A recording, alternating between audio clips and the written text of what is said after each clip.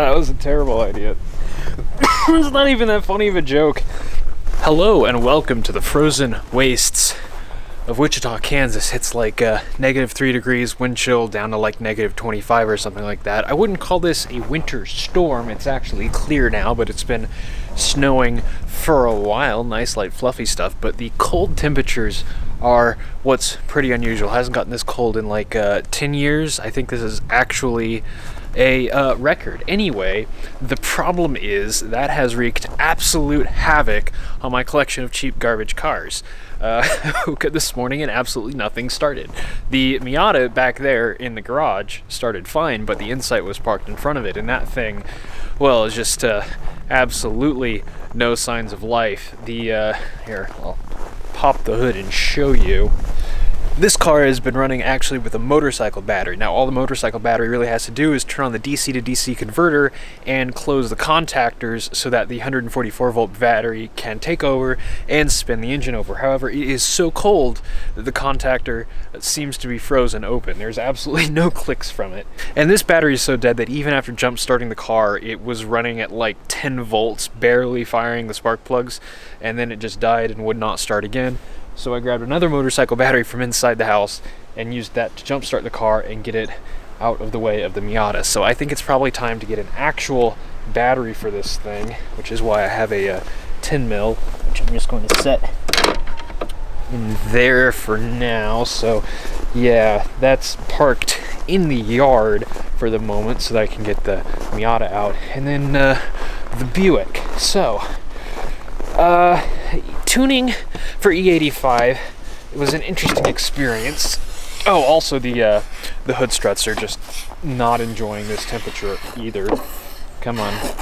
Nope, not gonna stay. All right, cool. So here's the thing about tuning for E85 on a 3800. HP Tuners does not allow me to change the cold cranking enrichment. So I can't change how much fuel is spraying while you're trying to get the car to start initially. In warmer weather, that's not so much a problem, but on E85 in the cold, when I can't give it the extra, 100 to 200% fuel that E85 usually requires when cold starting, you've got problems. And in this case, yeah, without any heat on the valves, this car just straight up does not start. Even after I hooked it up to the Miata so I wouldn't run the battery down, and cranked and cranked and cranked and cranked and cranked, and just nothing. I started to feel really bad for my starter motor. So one other thing I tried was I actually took a heat gun, and here's a picture of it. So I took a heat gun and tried to heat up. Oh, it's staying. Ah, never mind, I spoke too soon. I took a heat gun and shoved it in the oil fill tube here and tried to actually heat up this head with the hopes that I could get enough heat in the engine to start it. Unfortunately, what ended up happening was my hand got, I stopped holding it up enough. I let it touch the nozzle and it caught on fire. Like this fill nozzle caught on fire, and then I shoved the oil cap back in there while it was still melted, and now it's just kind of seized in place, which is fine because it unscrews from the valve cover itself and I can replace the whole thing. It's just one more $5 thing to grab when I go to LKQ. So this is not moving until the weather improves, which is okay because really the smaller cars are just a little better in the cold because small car equals tiny cabin, and tiny cabins heat up faster. So let's head to O'Reilly's to buy a new battery for that guy back there and let it run through its recalibration procedure and see how it does. Just hope I don't get stuck.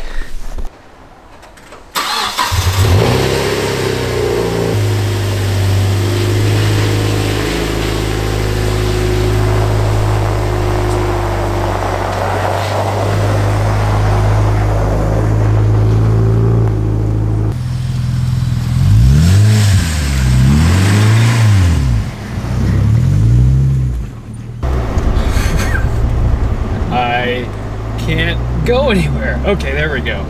Michelin makes some good summer tires, but the Pilot Sport All Seasons, yeah, can't say I recommend them. They're not great in snow, not great in dry. They're okay in the wet. They're not even cheap.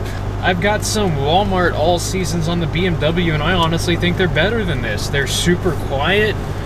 They're reasonably, they're as grippy as you'd want an all season to be in the dry. Like, it's not a performance tire, and neither are these by any stretch of the word.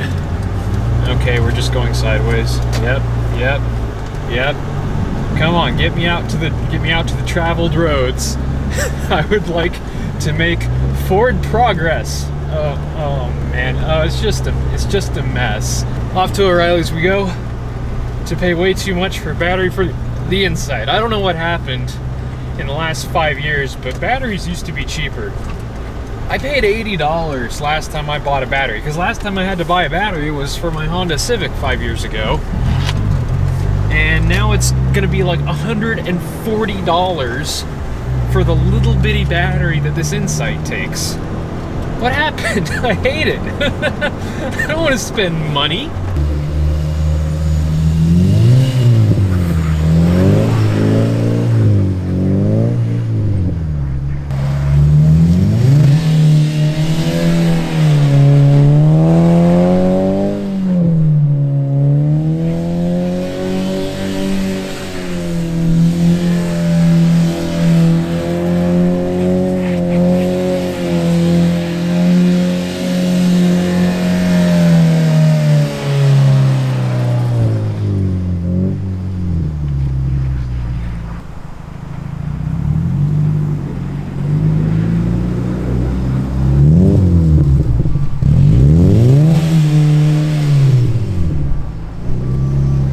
Well, that was fun and all, but it is now time to actually put the battery into the Insight and see if that solves my problems.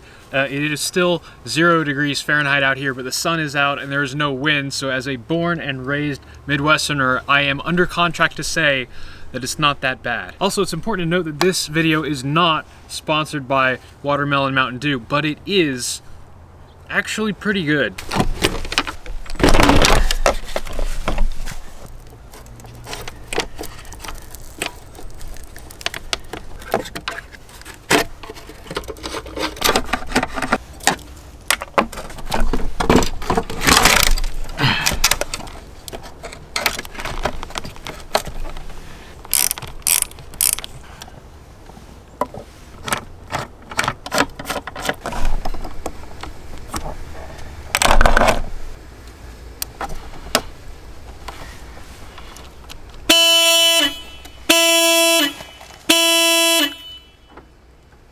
Jesus Christ. Oh wow, it's actually so cold that the LCD screen on my camera is ghosting really bad. There we have it. Brand new battery.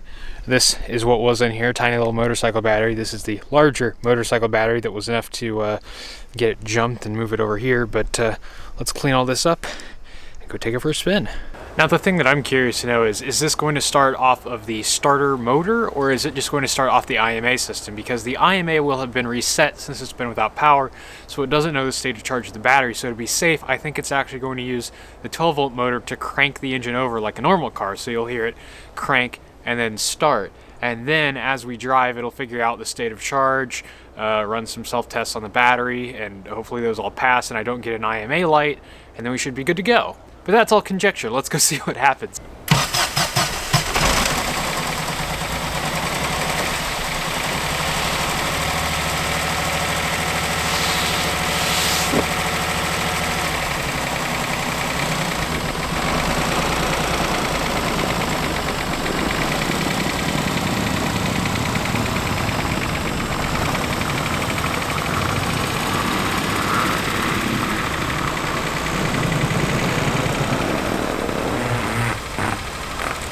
That's kind of hilarious. There's enough snow that it just kind of beached itself. As we can see, just as it's sitting here, it's just kind of slowly starting to charge up the battery. Ooh, look at the mileage. We're getting real close to 200,000 on this thing. That's pretty cool. So yeah, that's just gonna, the state of charge, the battery meter there on the right is gonna go up as the as we drive it, as the charge has a chance to actually do its thing.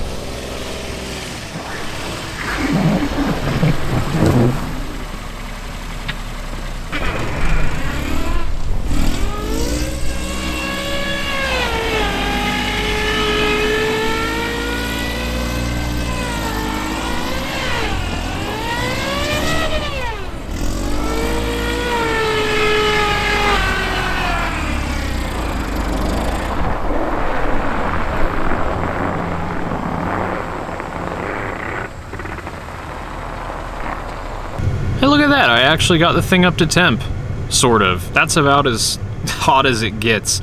Highway driving, it doesn't even move off the peg, as much as a peg as you can have with a digital dashboard. So as you can see, the battery is charged now. What you saw before was it cranking and starting. Now if I shut it off and then go to start it again, the IMA assist battery itself, IMA assist, integrated motor assist, will, the big motor with the big battery will just spin the engine over at about 600 RPM, and it just goes straight to idle. Yep. Just like a gas golf cart that stops when you come to a stop. As soon as you touch the pedal, it starts going again. That's what this is like when it starts. It is so cool. And if I put the air conditioning into economy mode, AC on or AC off economy, it will actually auto stop when I get to a stoplight. And the way that works with the manual transmission is the engine is off, and then as soon as I go into gear, boom, it's running again before you can even start to think about letting off the clutch. It works seamlessly because of the inherent sort of delays with driving a manual transmission car. It's one of the things that just made me absolutely fall in love with this car. It's just so strange, but so well executed, and nothing else really does it. I'm actually not sure if the CRZ has the auto start stop or not. That may make this one of a kind. This and maybe the Honda Civic Hybrid that you could get with a stick, the first generation one. I'd love to find one of those. My wife wants 4 doors.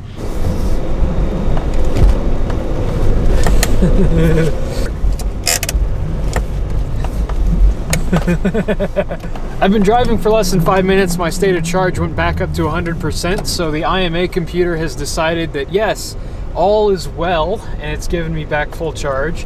The engine is one clackety boy right now. It's a solid tappet engine, and it's, you know, 60 degrees colder out than it was when I adjusted the valves, so that's to be expected, but man, it sounds bad. I know I say it every time I get in this car, but I absolutely love this thing. I mean, this is what, 21 years old now, a 21-year-old hybrid with 21-year-old hybrid technology, and look at it getting me down the road, just like the day it was new pretty much, except with more lights on the dashboard.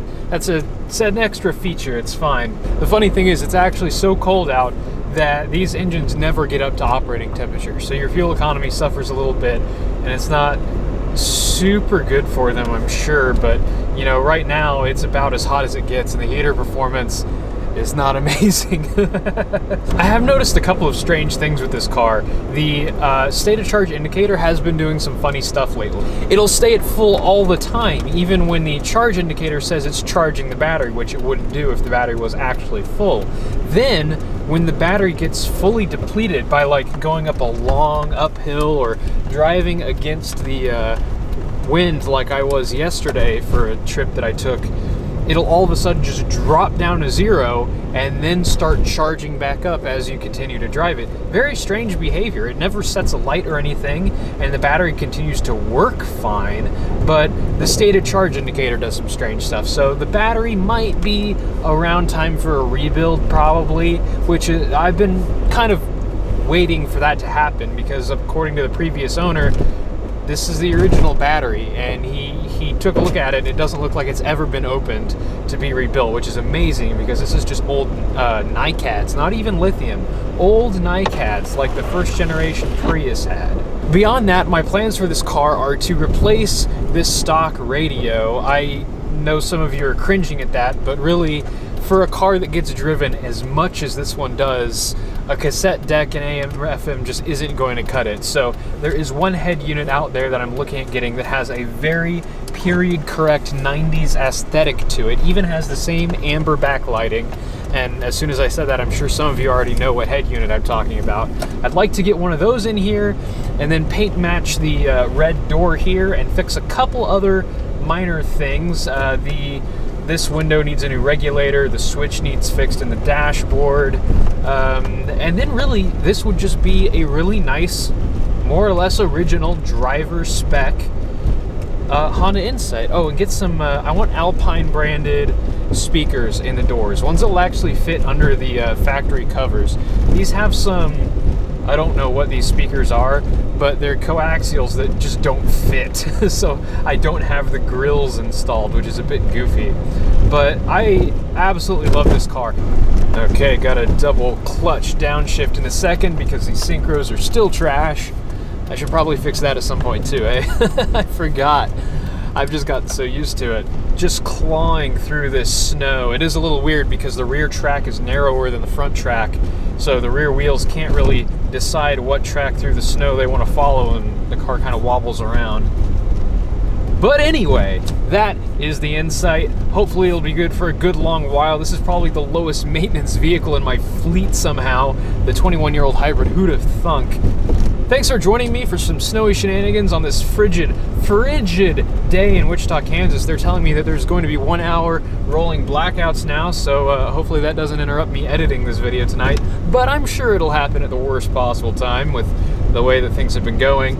I'm probably going to throw the battery here on a grid charger when I get home and just give it its best chance as possible at living as long as I can get it to.